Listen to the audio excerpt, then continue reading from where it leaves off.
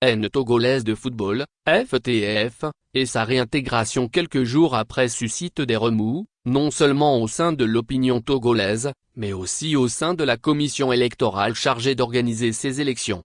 En conférence de presse dans et l'après-midi de ce 29 décembre 2023, le SG de la commission électorale, Moïse Ekpowey, a dénoncé les dysfonctionnements liés au processus électoral en cours. Il estime aussi que ces dysfonctionnements ou le forcing que tentent d'imposer certains à toute la commission doivent être corrigés pour le bien du football togolais.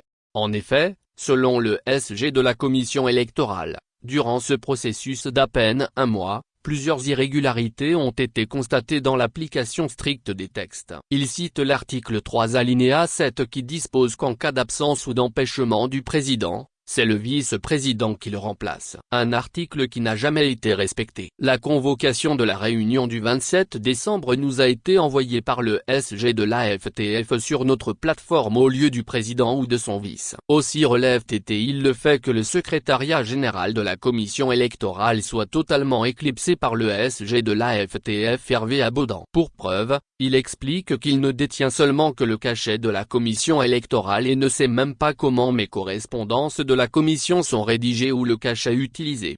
Pour lui, le comble dans ce processus électoral est l'interprétation qu'on tente d'imposer à propos de la fin du délai de clôture des candidatures ou du délai pour compléter les pièces. C'est nous-mêmes qui avons élaboré le chronogramme le 1er décembre passé seulement. Nous avions discuté clairement que le délai de clôture les dossiers était le dimanche 24 décembre. Nous savions tous que le lundi 25 décembre devrait être la Noël. Mais nous avons arrêté la date du 25 décembre pour analyser définitivement les dossiers. Par des arguties, on tente de nous dire que le 25 décembre était férié alors que nous n'avions jamais fait allusion à des jours francs ni fériés. D'ailleurs, nulle part dans le code électoral il n'a été fait allusion aux jours francs. Il cite aussi l'article 11 alinéa 6 qui parle de l'invalidation automatique d'une liste au cas où la tête de liste se retire peu importe la raison.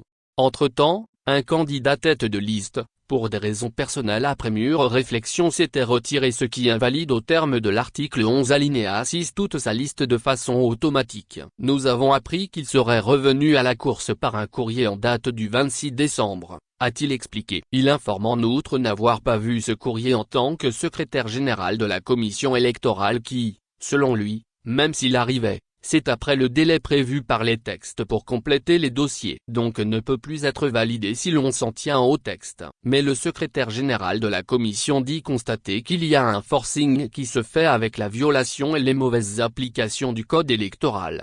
Aussi, pour lui, l'observation de la stricte neutralité ou impartialité requise par l'article 27 alinéa 5 du code électoral font défaut dans l'accomplissement de la mission qui leur est assignée. Haut du formulaire.